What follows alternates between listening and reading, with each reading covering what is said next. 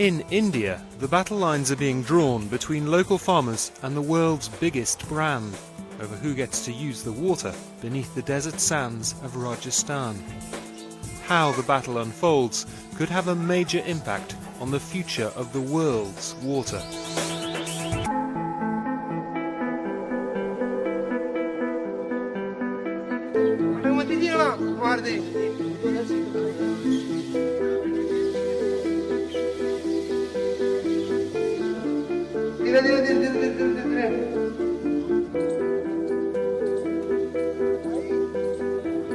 Bodiran has a small farm in Rajasthan, just north of the capital, Jaipur.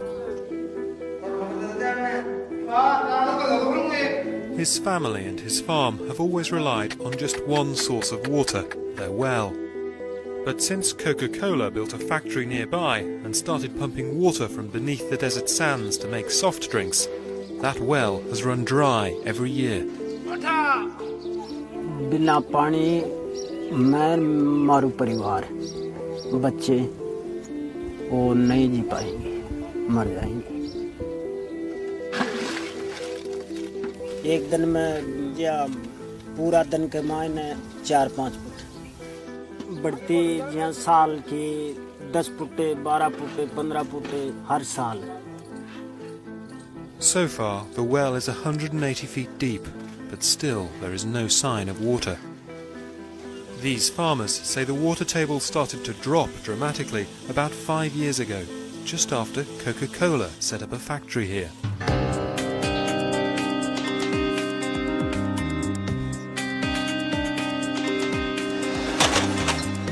The company is pumping water out of aquifers, natural underground reservoirs, to make soft drinks and bottled water. But aquifers can extend for miles underground, and angry farmers claim that Coke is literally sucking the water from beneath their feet. Through mining the groundwater in your piece of land, you can drain 10 square miles, 20 square miles dry, because the aquifer is connected, even though the land above might be divided by property rights. Unfortunately, Coke has situated its plant in areas which are already water stressed. And with a soft drink plant taking out 500,000 litre water every day, you are talking about huge stress on local water supply.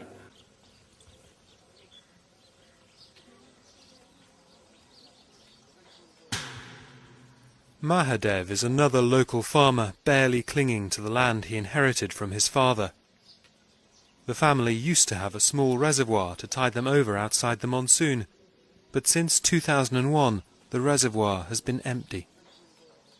जो भी हमारे पास 2 कुएं थे उनमें से एक खराब हो गया एक में से ही अपने पूरे ही परिवार का सारा काम बस वहीं से चलाते हैं और एक ही कुआं सींचते हैं. Mahadev fears that soon he may no longer be able to feed his family.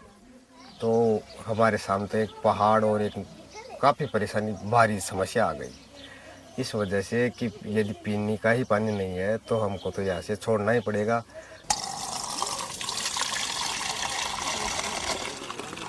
Mahadev has had to repeatedly borrow money to drill boreholes around the farm to try to find water. 2 बैरिंगों को हमने 475 foot तक गहरा करवा दिया. हमारे पानी नहीं हुआ. जो हमारे नजदीक हैं वो तो करीब 400 फुट भी बाटा गहरा कटवा दिया. फिर भी हमारे उन कुओं में भी वही हालत है जो हमारे हैं.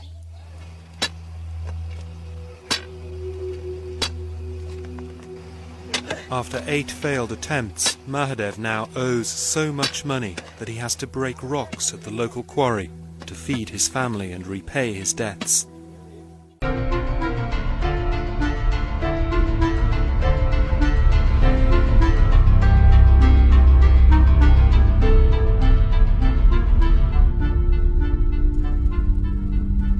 How is our water being polluted?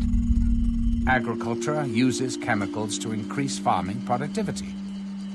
Ironically, implemented to counter a diminishing water supply, these chemicals pollute the groundwater. Automobile gas emissions pollute the clouds. But perhaps the most damaging culprit is industry. Water pollution has been linked to the rising miscarriage rates in women, lower sperm counts in men, And it is so globally severe that the Malaysian government proposed the death penalty for anyone caught contaminating water. Old Atlantis in the Middle East had a real city attached to it. It was called Ubar. It disappeared and no one could figure out what happened. And then some archaeologists found it. And what they realized is it collapsed into the desert sand from groundwater pumping. Not only could it happen, it is happening today in Florida. Giant sinkholes have emerged, all of a sudden just big cavities in the ground opening up. The effects are not always evident, as with a sinkhole or lost city. Entire regions can slowly and evenly sink as a watershed is depleted.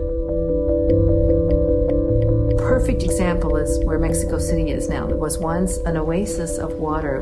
When the Spanish came, they didn't want their new city to look like Venice. They wanted it to look like Madrid. And they used slave labor to cut down all the trees that would protect the water sources and to dredge the water systems. And what happened was that they just destroyed the water table. And of course, that was one thing when there were 10,000 people living there. It's another when there are, maybe 25 million.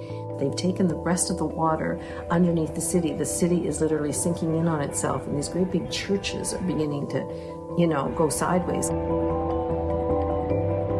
And Mexico is having to go further and further and further away from its local water sources, because there aren't any left, to find water.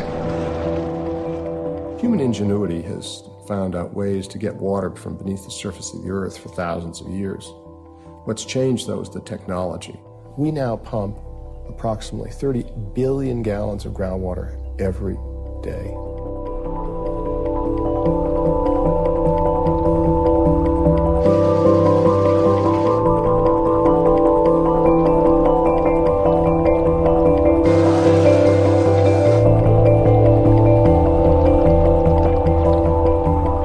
The farming community started tapping into our aquifers at a time when there really were not other demands on the resource. The way that the law works is that they're allowed to use limitless quantities. And then the added kicker is that the law said, if you don't use it, if you don't divert all of this water, you may lose your water right. So with that scenario, it doesn't encourage conservation of water. I mean, why am I going to go ahead and quit pumping to save water and lose everything? So then a guy like me who may want to quit pumping to quit depleting the aquifer, I have to keep pumping in order to keep my water rights. When we pump water for such irrigation, some of it percolates back into the ground, which is called recharge or return flows. So long as we pump no more than what is recharged, we are using the groundwater sustainably. The problem is that we're pumping up to 15 times more water from the ground than is returning back into it, creating a global crisis. One thing that most people don't know is that the world is desertifying very quickly. We are becoming a desert in many places. Our soil is eroding, simply meaning that overgrazing, winds, and flooding damage the top layer of Earth, essentially hardening it to the point that rainwater cannot easily soak into the ground. Our life source literally slips away from us, back into the ocean through sewers and rivers, draining the land of its moisture and life.